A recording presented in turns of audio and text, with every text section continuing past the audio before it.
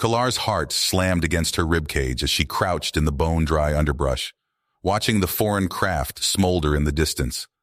Love, friendship, curiosity, illegal and dangerous emotions her people had long ago purged. At least she thought they had. Until now.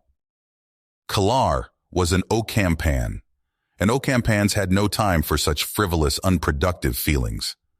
Mating was a cold process to ensure the efficient continuation of their species. Relationships focused only on advancing one's status and expertise, and anything or anyone different, alien, was to be rooted out and destroyed. So why was she here at this crash site, transfixed, her pulse pounding at the strangeness of it all? Why did she feel compelled to inch closer and investigate, even as sirens wailed in the distance heralding the approach of security forces? If they found her here, the consequences would be severe, possibly fatal. Bang! A piece of the ship's hull clattered to the ground, and Kalar froze as a bipedal figure emerged from the wreckage, coughing and covered in soot. Her eyes widened as he turned to face her. He looked similar to an Ocampan male, but more rugged, with strange hair on his face and a wild, defiant look in his eyes. An alien, a human. He met her gaze, and Kalar felt an unfamiliar sensation, like a small sun igniting deep in her core. In that moment, she knew two things with crystal clarity. She could not let this intriguing outsider be captured, and she would risk everything, even her own life, to help him escape. The human took a step towards her, his expression a mix of wariness and curiosity. Kalar stood. "Come with me if you want to live," she said firmly. "Quickly before security arrives." He hesitated for only a moment before nodding. "Lead the way." As they raced towards an ancient network of underground tunnels, a dangerous plan taking shape in Kalar's mind, she felt more alive than she could ever remember. The human following close at her heels was the most captivating creature she had ever encountered. And for the first time, she was beginning to understand the meaning of words like desire, wonder, connection. Words that could get her killed if anyone discovered what she was doing. But there was no turning back now.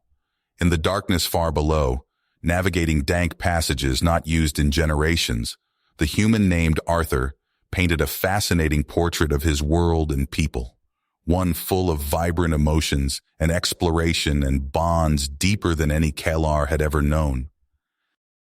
As they surfaced hours later in the planet's barren wastelands, far from the sterile Ocampan cities, Kalar made her choice. She would get Arthur to safety, no matter the cost, and maybe, just maybe, she would escape with him to the stars, to a place where she could be more than a cog in a cold machine, where she could truly live and feel and even love. The wastelands of Ocampa stretched endlessly before them, a barren expanse of cracked earth and twisted skeletal trees. The sun beat down mercilessly as Arthur and Kalar trekked through the desolate landscape, their throats parched and skin baked by the relentless heat. They had left the underground tunnels far behind, but the danger was just the beginning. Kalar knew the security forces would be searching for them, scouring every inch of the planet's surface. They had to keep moving, had to find shelter and resources. As they walked, Arthur regaled her with tales of his life on Earth, of the vibrant colors and rich textures that filled his world, so different from the muted tones of Ocampa. He spoke of the bonds between friends and families, the depth of emotion that drove human connection. "Love, Kalar," he said, his voice cracking with exhaustion and something else, something raw and powerful. "It's the most incredible feeling, to care for someone so deeply, to be willing to do anything for them. It's like nothing else." Kalar listened, rapt, as a seed of doubt took root in her mind. Could there be more to life than the cold, sterile existence she had always known? Their meandering path took them to the base of a towering cliff where they stumbled upon an unexpected discovery, the crumbling ruins of an ancient Ocampan outpost.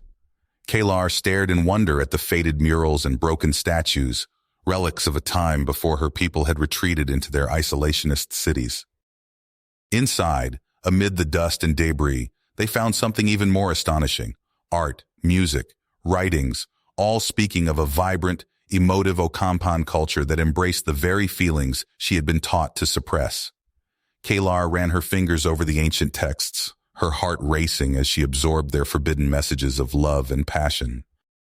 A distant rumble shook her from her reverie. Security forces closing in. They had lingered too long. Arthur grabbed her hand, his grip strong and reassuring. "We have to go," he urged. "They'll be here soon." But as they turned to flee, a figure emerged from the shadows, a male Ocampan, his eyes blazing with willpower. Kalar tensed, expecting a fight, but the stranger held up his hands in a gesture of peace. "I am Tarnak," he said, "and I'm here to help." He was part of a small resistance group, he explained. Ocampans who rejected their society's emotionless existence. Outcasts and exiles, driven underground for daring to embrace the forbidden. "There's an old spaceport not far from here," Tarnak revealed. "A few ships might still be operational. I can lead you there."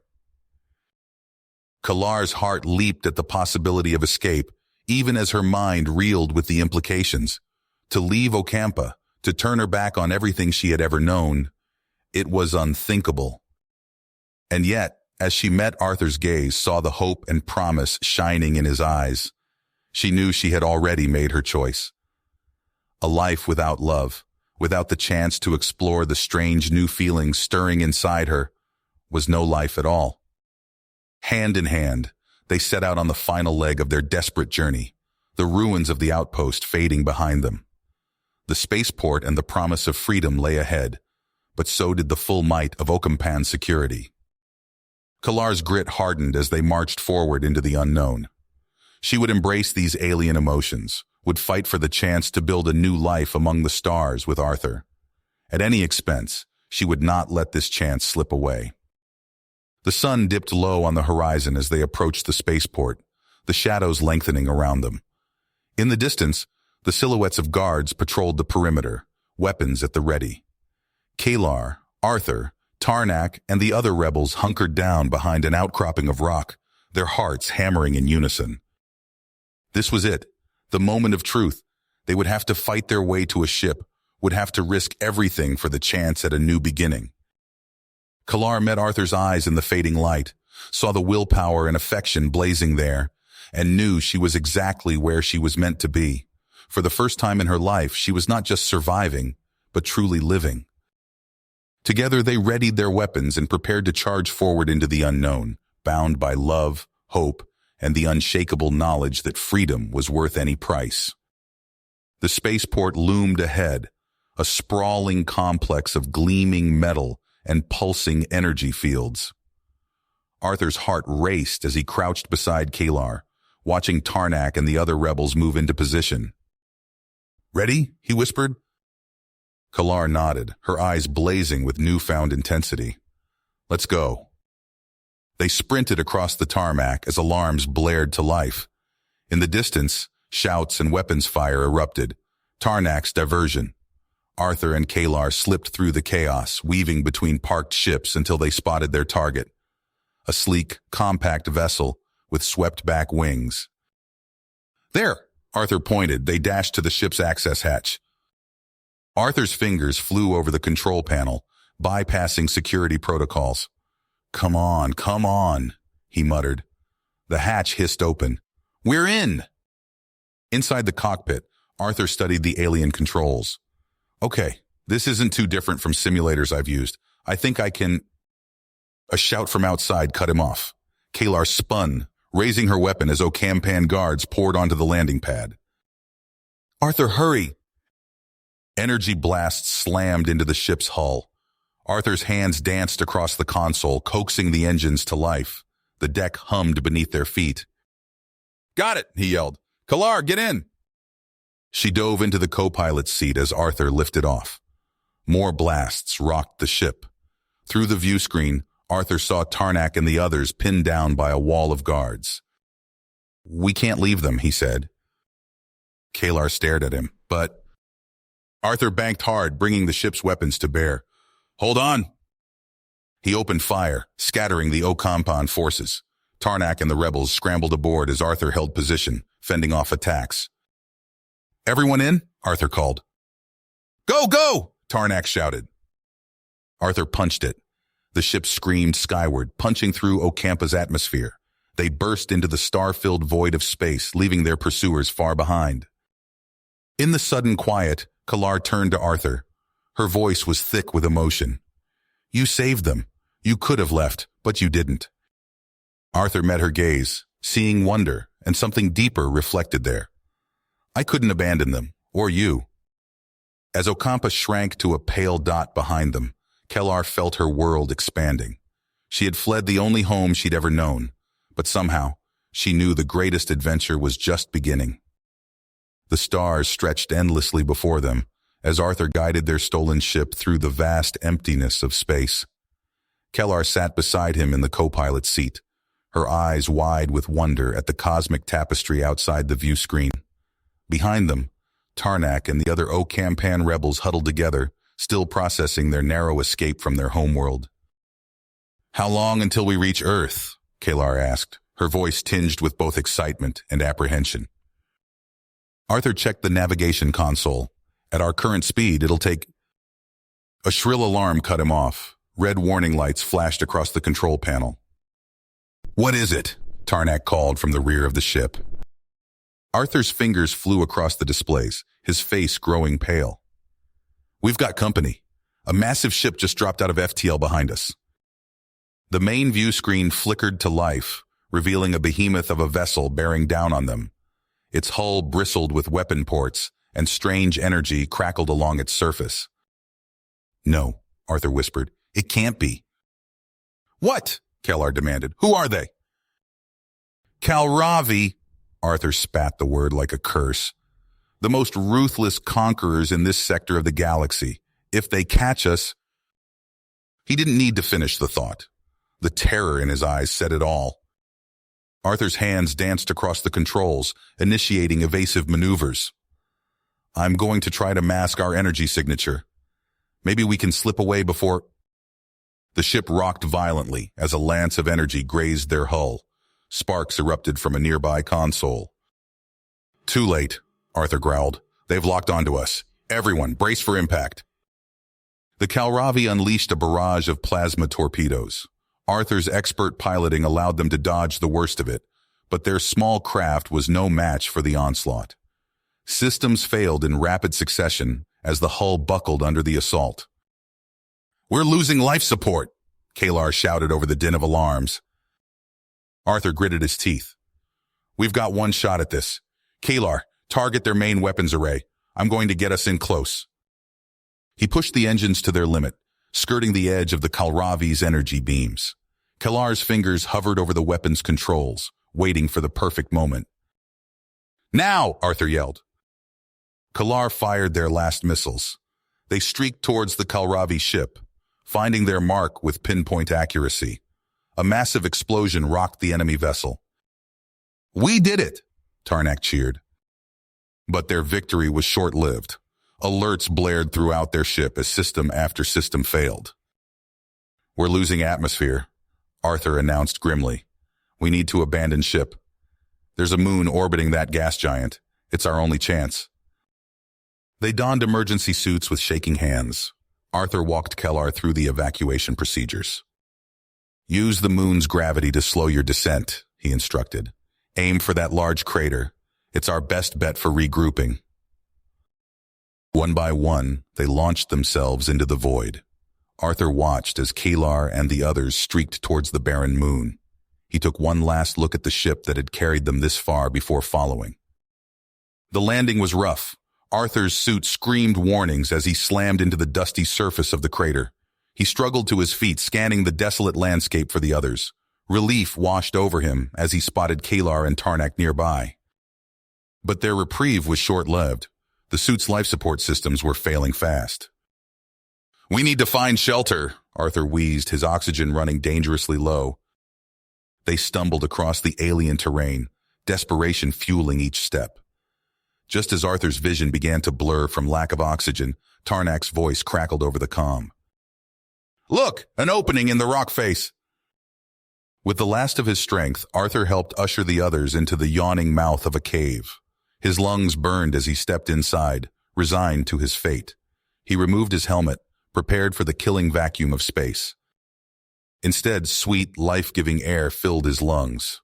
Arthur gasped, drinking in the impossible atmosphere. Kalar flung herself into his arms, her own helmet discarded. "You did it!" she whispered fiercely. "You saved us!" Arthur held her close, savoring the warmth of her body against his. They were alive, in a seemingly impossible way. But as he gazed into the inky blackness of the cave system stretching before them, he knew their journey was not nearly finished. "Come on," he said, taking Kellar's hand. "Let's see where this leads." Together, they ventured into the unknown depths of the alien moon, hope and perseverance burning in their hearts. The group pressed deeper into the alien cave system, their footsteps echoing off the damp stone walls. Arthur's hand brushed against Kalar's as they walked, a silent reassurance in the oppressive darkness. Suddenly, Tarnak froze, raising a hand to halt the others. "Look," he whispered, pointing ahead. In the dim light of their makeshift torches, a massive silhouette loomed. As they drew closer, details emerged. A hulking, biomechanical construct stood motionless in their path. Its segmented limbs hung limp, and a faint blue glow pulsed beneath its metallic skin. "What is that thing?" one of the Ocampan fighters hissed. Before anyone could answer, a high-pitched whine filled the air. The construct's eyes flared to life, burning with an eerie red light. Its limbs twitched, then snapped into position. "Get down!" Arthur shouted, diving for cover behind a boulder. The air crackled as energy beams lanced out from the construct's arms. Rock exploded where the beams struck, showering the group with debris. Screams and shouts of panic filled the cavern as everyone scrambled for shelter. In the chaos, Arthur lost sight of the others. He found himself in a narrow side passage with Kalar at his side, the construct's heavy footsteps growing louder as it approached. "Dead end," Kalar gasped, her back pressed against the rough stone wall. Arthur drew his sidearm, knowing it was likely futile. As the construct rounded the corner, he emptied his clip into its armored chassis. The bullets ricocheted harmlessly off its hull. "Kalar, stay behind me," Arthur said, placing himself between her and the advancing machine. But Kalar had other ideas. With a grunt of effort, she wrenched a jagged stalactite from the cave floor. Before Arthur could stop her, she hurled it at the construct with impossible strength. The improvised spear struck true, piercing a glowing node on the machine's torso. Sparks erupted from the wound as the construct shuddered violently. Its limbs spasmed, and with a final screech of protesting metal, it collapsed in a heap of inert machinery. Arthur stared at Kalar, his mouth agape. "How did you—" "I don't know," she admitted, looking as shocked as he felt. "I just reacted." They had no time to discuss it further. Tarnak's voice echoed from further down the passage. "Arthur! Kalar! Are you all right?" They regrouped with the others, all shaken but alive. As they caught their breath, Arthur examined the fallen construct. "It must be some kind of ancient security drone," he theorized, "which means there could be more. We need to keep moving." They pressed on, deeper into the moon's interior. The passages widened, opening into a vast cavern that took their breath away. Crumbling structures of an alien design filled the space, remnants of a long-dead civilization. As they explored the ruins, a sense of unease grew. They found strange machines, their purpose unclear but undoubtedly sinister. In one building, they discovered a chamber filled with data terminals. Arthur managed to activate one, and lines of alien text scrolled across the screen. His eyes widened as he deciphered the meaning. "This place," he said, his voice hollow. "It was a prison. No, worse. They were experimenting on the inmates." Kalar shuddered, looking around with new eyes. What kind of monsters would do such a thing? "The kind that aren't around anymore," Tarnak observed grimly. As Arthur dug deeper into the logs, he found something that sparked a glimmer of hope. "There's mention of a hangar bay. If we can find it, there might be ships we can use to escape." With renewed purpose, they set out across the cavern. More security drones activated as they passed, but they were ready now. Working together, they disabled the machines and pushed forward. Finally, they reached a massive set of doors. With effort, they forced them open, revealing a cavernous space beyond. But their elation quickly turned to horror. The hangar bay was filled with ships, yes, but they were barely visible beneath a writhing mass of alien growth. Tendrils of some parasitic life form had enveloped everything, pulsing with sickly bioluminescence. "No," Arthur breathed, his heart sinking. "We came so far." Kalar gripped his hand tightly. "We'll find a way," she said, her voice steady despite the fear in her eyes. "We have to."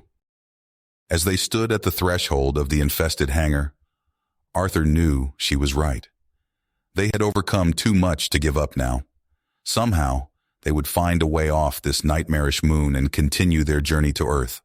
But first, they had to survive the horrors that awaited them in the... Arthur, Keelar, Tarnak, and the Ocampan survivors entered the hangar bay, their faces contorting at the sight of the parasitic infestation. The alien growth pulsed with sickly light, covering every surface. "We need to split up," Arthur said, his voice low. "Find anything that can fly."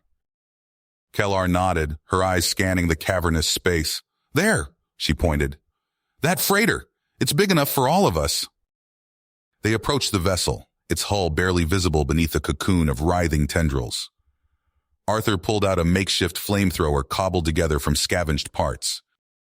"Stand back," he warned, igniting the device. Flames roared to life, searing through the parasitic growth. The creatures hissed and recoiled, leaving charred patches in their wake. Kalar joined in with her own incendiary, carving a path to the freighter's airlock. Inside, the stench of decay assaulted their nostrils. Parasites skittered across bulkheads and crawled along the floor. They fought their way to the flight deck, Arthur's flamethrower sputtering as it ran low on fuel. "I'll hold them off," Kalar said, positioning herself at the entrance. "Get those systems online." Arthur nodded, rushing to the control panels. His fingers flew across unfamiliar controls, searching for anything useful. A warning klaxon blared as he activated the ship's internal defenses. "Kellar, get down!" he shouted. Superheated plasma flooded the corridors, incinerating the parasites in waves of blue-white fire. The ship shuddered, purging itself of the infestation. As the plasma dissipated, Tarnak's voice crackled over their comms. "We found a scout ship, mostly clean. You?" "Freighter secured," Arthur replied. "Let's get the hell out of here." They worked feverishly to prepare both ships, Arthur and Kalar moving in perfect sync. Kalar's fingers danced across an ancient terminal, bypassing security protocols. "I've got it," she exclaimed. "Launching opening in 3, 2. A deafening screech cut her off. From the shadows above, a monstrous form descended, a colossal parasite queen, her tendrils thrashing with fury. "Go!" Arthur yelled, leaping into the freighter's pilot seat. "I'll draw her fire!" The freighter's engines roared to life as Arthur brought its weapons online. He unleashed a barrage of energy bolts, peppering the queen's carapace. From the scout ship, Kalar joined the assault, her shots precise and devastating. The queen reeled under the onslaught, her screams of rage echoing through the hangar. With a final push, they forced her back, buying precious seconds. "Now!" Arthur shouted. The hangar doors yawned open, revealing the star-studded void beyond. Both ships rocketed forward, bursting free of the moon's atmosphere. Cheers erupted over the comms, but Arthur's eyes narrowed as he spotted a new threat. The sleek, predatory form of a Kalravi destroyer hung in space before them. "Evasive maneuvers!" he barked. The two ships wove through a hail of plasma fire, the destroyer's weapons lancing past them. Arthur's mind raced, formulating a plan. "Kalar, take the others and run," he said, his voice steady. "I'll keep them busy." "Arthur, no!" Keller protested. "There's no time to argue. Go!" Arthur banked hard, drawing the Kalravi's fire. His hands flew across the controls, pushing the freighter beyond its limits. He targeted the ship's antimatter drive, initiating an overload sequence. The freighter blazed towards the Kalravi destroyer, a streaking comet of destruction. Arthur's eyes locked onto the rapidly approaching enemy vessel. "I'm sorry, Keller," he whispered. The collision was cataclysmic. A blinding explosion consumed both ships, leaving nothing but scattered debris in its wake. Aboard the scout ship, Kalar stared at the dissipating fireball, her heart shattering. Tears streamed down her face as she gripped the controls. "We have to go," Tarnak said gently. Kalar nodded, her face hardened. She would ensure Arthur's sacrifice wasn't in vain. As they charted a course into the unknown, Kalar vowed to see their journey through, to find the freedom Arthur had promised. But fate wasn't finished with them yet. In the chaos of the explosion, a battered escape pod tumbled through the debris field. Inside, Arthur fought to remain conscious, his breath coming in ragged gasps as the pod's meager life support systems faltered. His bloodied fingers found the distress beacon, activating it with the last of his strength. As darkness closed in, Arthur clung to a single thought. "Find me, Kalar," he whispered. "Please, find me." Arthur's lungs burned as he gasped for air in the cramped confines of the escape pod. The pod's life support systems sputtered, each labored breath potentially his last. With trembling hands, he reached for the distress beacon controls. The small device flickered to life, its weak signal pulsing into the void. "Come on, Kalar," Arthur wheezed, his vision blurring. "Find me!" Aboard the scout ship, Kalar stood rigid at the helm, her eyes fixed on the starfield before her. The explosion that consumed Arthur's ship replayed in her mind, each imagined detail more horrific than the last. Tarnak's voice cut through her thoughts. "Kalar, I'm picking up something strange." She turned, hope and dread warring within her. "What is it?" "A signal, weak but persistent." Tarnak's fingers danced across the sensor console. It's a distress beacon." Kalar's heart leapt. "It's him. It has to be." An Ocampan survivor spoke up. "We can't risk it. The Kalravi could be hunting us. We need to get to Earth." Kalar silenced him with a look. "We go back, now." For days, they combed through the debris field. Twisted metal and shattered hull plating drifted past the viewports. Kalar's eyes strained, searching for any sign of the escape pod. "There!" Tarnak shouted. On the main screen, a tiny speck appeared among the wreckage. The pod's power signature flickered, growing weaker by the second. Kalar's hands flew across the controls. The scout ship weaved through the debris, closing in on the pod. Warning klaxons blared as jagged metal scraped against their hull. "Grappling beam engaged," Tarnak reported. The ship shuddered as the beam locked onto the pod. Kalar held her breath, watching as the battered craft was slowly pulled into their hold. The moment the airlock cycled, Kalar sprinted from the bridge. She wrenched the pod's hatch open, her heart pounding. Arthur lay motionless inside, his skin a sickly shade of blue. Kalar pulled him into her arms, feeling for a pulse. "Arthur, please," she sobbed, "don't leave me." A weak cough escaped his lips. His eyes fluttered open, unfocused. "Kalar?" he rasped. "I'm here," she said, cradling his face. "You're safe now." They rushed Arthur to the medical bay. The ship's rudimentary equipment struggled to stabilize him as the effects of prolonged decompression ravaged his body. Kalar refused to leave his side, her hand clasped tightly around his. "Stay with me," she whispered. "We've come too far to lose you now." Suddenly, alarms blared throughout the ship. Tarnak's voice crackled over the comm. "Kalar, we've got company. A Kalravi battle group, closing fast." Kalar's blood ran cold. She looked down at Arthur, his chest barely rising with each shallow breath. They needed better medical facilities, but the Kalravi were bearing down on them. "What are your orders?" Tarnak asked, tension evident in his voice. Kalar's mind raced. They couldn't outrun the Kalravi, not with their damaged engines. But they couldn't surrender either. An image flashed in her mind, the unstable wormholes they'd encountered on their journey. "Tarnak, plot a course through the nearest wormhole cluster," she commanded. "We're going to jump." "That's suicide," Tarnak protested. Our warp drive can't handle that kind of stress. It's our only chance, Kalar said. She squeezed Arthur's hand. For all of us. The scout ship lurched as Tarnak engaged the engines. On the monitor, a swirling vortex of energy appeared, growing larger as they approached. Wormhole entry in 5 seconds, Tarnak called out.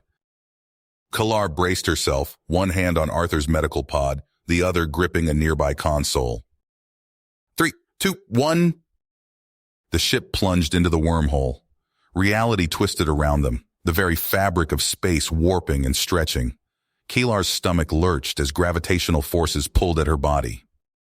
Through the nauseating turbulence, she focused on Arthur's face. His eyes opened, meeting hers with a mix of confusion and trust. "Hold on," she told him, her voice barely audible over the ship's groaning hull. "I'm getting you out of here, I promise." The wormhole's maw yawned before them, ready to spit them out into the unknown. As cosmic forces battered the tiny vessel, Kalar clung to her conviction. She would save Arthur, whatever it takes. It was time to show the universe what love could accomplish. The scout ship burst from the wormhole, alarms blaring as the hull groaned under the strain. Kalar's hands flew across the controls, stabilizing their trajectory. "We made it!" Tarnak breathed, his eyes wide as he scanned the unfamiliar star system before them. Kalar's relief was short-lived.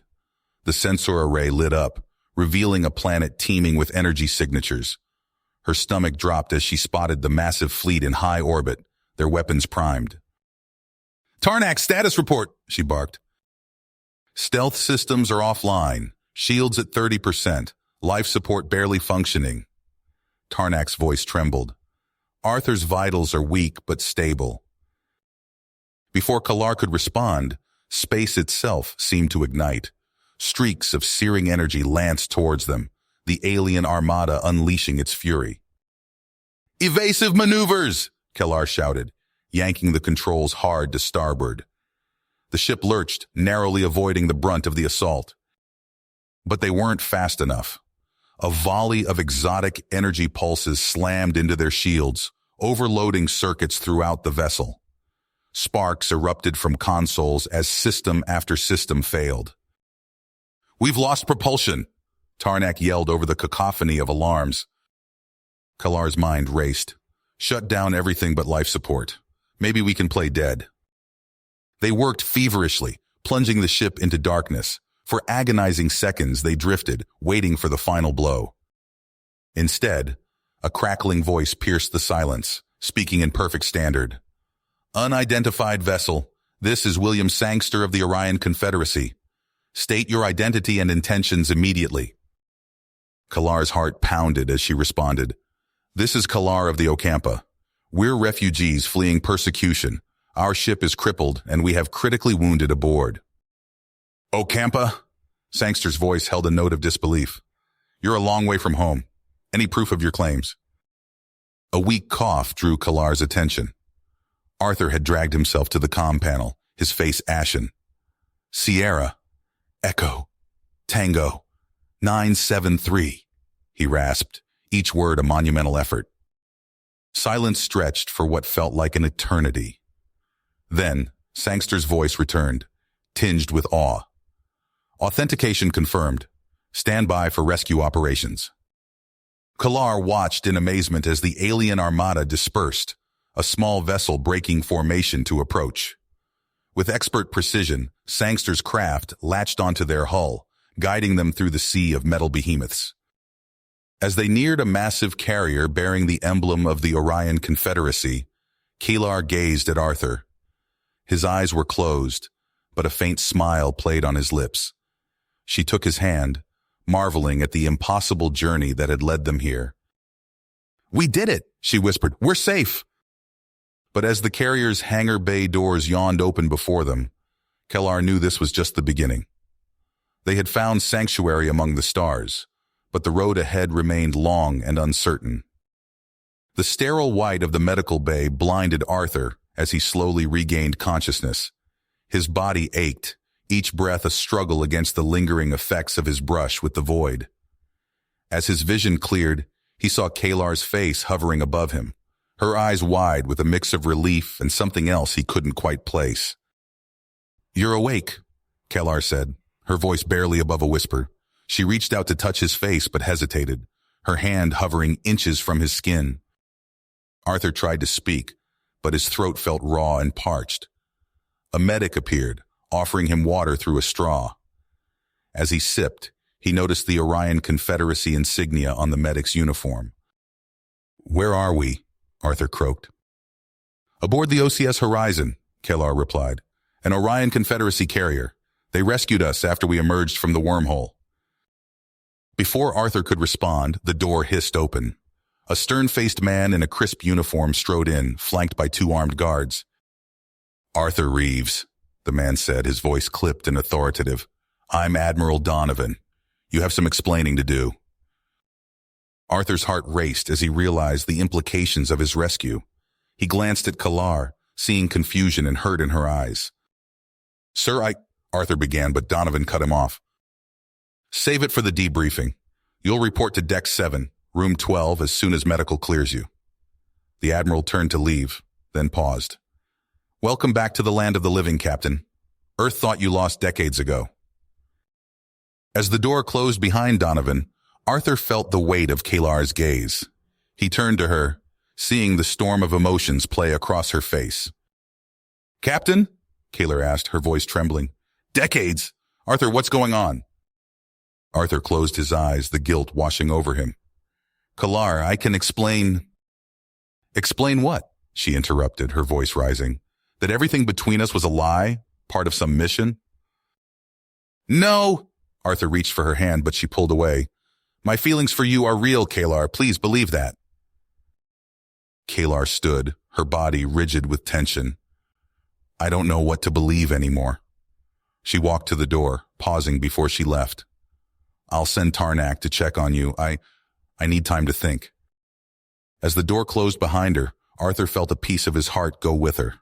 He lay back, staring at the ceiling, knowing that the hardest part of his journey was just beginning. In another part of the ship, Tarnak and the other Ocampan survivors huddled together, their faces a mix of awe and apprehension as they watched Confederate scientists and soldiers pass by their quarters. "What do you think they want with us?" one of the younger Ocampans asked, fear evident in his voice. Tarnak's eyes narrowed as he observed a group of officials gesturing towards their room. "I don't know," he said softly, "but I have a feeling we're about to find out." As the hours ticked by, Arthur found himself in a sterile interrogation room, facing a panel of Confederate officials. The questioning was relentless, probing every aspect of his time among the Ocampans. "Tell us about their emotional suppression techniques," one official demanded. Arthur hesitated, thinking of Kellar and the beautiful awakening she had experienced. "It's not suppression," he said firmly. "It's a cultural choice, one that's deeply ingrained in their society." The official leaned forward, his eyes glinting. "A choice that could be influenced?" Arthur's stomach churned at the implication. He opened his mouth to respond when alarms suddenly blared throughout the ship. "Alert! Unauthorized access to Hangar Bay 3. Security teams report immediately." In that moment of chaos, Arthur made his decision. He bolted from the room, ducking past surprised guards. His feet pounded against the metal deck as he raced towards the hangar, hoping against hope that he wasn't too late. He burst through the doors to find Kellar and Tarnak herding the Ocampan survivors onto a small transport ship. Confederate security forces were closing in from all sides. "Arthur!" Kellar called out, her eyes wide with surprise. "What are you doing here?" He sprinted towards her, his heart pounding. "Making things right," he said, reaching for her hand. "I'm coming with you." Kellar hesitated for a moment, searching his eyes. Then, with a small nod, she pulled him aboard the ship. As the hangar doors began to close, Arthur took the pilot's seat, his hands flying over the controls. The engines roared to life, and they shot out into the vastness of space, leaving behind the Confederate carrier and all it represented. Arthur glanced at Kellar, seeing a mix of hope and uncertainty in her eyes. "Where to?" he asked softly.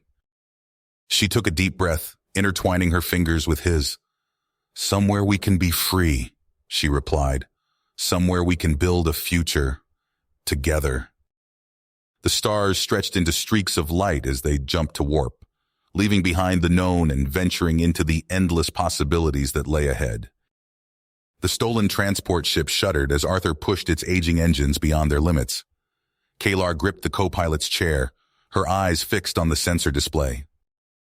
"Any sign of pursuit?" Arthur asked, his squeezing hard on the controls. Kalar shook her head.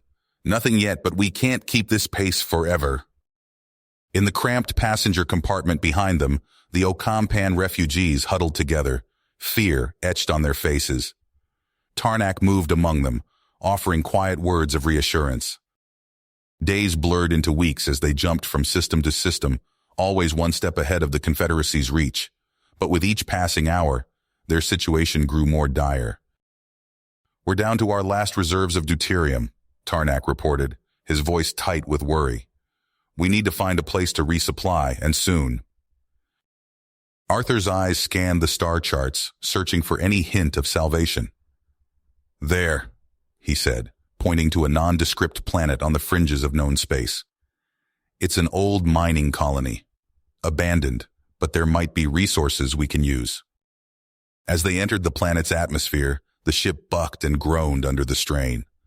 Arthur fought the controls, guiding them to a rough landing on a barren plain. "Spread out," he ordered as they disembarked. "Look for anything we can use, food, fuel, water, but stay in radio contact." The Ocampans fanned out across the desolate landscape, their footsteps kicking up clouds of reddish dust. Kalar paused, her hand on Arthur's arm. "Are you sure about this?" Before he could answer, the ground beneath their feet began to tremble. A low rumble rose to a deafening roar as the earth split open, swallowing several of the Ocampans in a maelstrom of rock and debris. "No!" Kalar screamed, lunging forward. Arthur held her back as the dust settled, revealing a yawning chasm where their people had stood moments before. Tarnak sprinted towards them, his face contorted with rage. "This is your fault," he shouted at Arthur. "Your reckless quest for sanctuary has doomed us all." Arthur stood his ground. "We had no choice. We couldn't keep running forever." "And now our people are buried alive," Tarnak snarled, his fists clenched at his sides. Kalar stepped between them. "Stop it, both of you! This isn't helping anyone!" As they argued, a distant whine filled the air. Arthur's blood ran cold as he recognized the sound of approaching Confederate ships. "They found us," he whispered. In the chaos that followed, Arthur made his decision. He pulled Kalar aside, his eyes boring into hers. "I'm going to surrender myself. It's the only way to give you all a chance to escape." Kalar's eyes widened in horror. "No, Arthur, you can't." "I have to," he said, his voice breaking. "It's the only way." As plasma fire erupted around them, Arthur pulled Kalar close. Their lips met in a desperate, searing kiss, conveying everything words couldn't express. "Go," Arthur urged, pushing her towards the ship where Tarnak was herding the survivors aboard. "Live, Kalar, for both of us." Tears streamed down Kalar's face as she boarded the ship. The last thing she saw as the hatch closed was Arthur standing tall, hands raised in surrender as Confederate troops surrounded him. The ship rocketed into the sky, leaving Arthur and the planet behind. Kalar collapsed into a seat, her body racked with sobs as the reality of their separation hit her. Tarnak placed a hand on her shoulder. "He gave us a chance," he said softly. "Now we have to make it count." As the stars streaked by outside, Kalar made a silent vow. She would lead her people to safety, and someday, somehow, she would find Arthur again. The journey ahead was long and fraught with danger, but... You have reached the end of the story. If you enjoyed this story and want to support us, please leave a like and subscribe to our channel, and for every comment that says 88, I will heart every single one of them. Thank you for your time.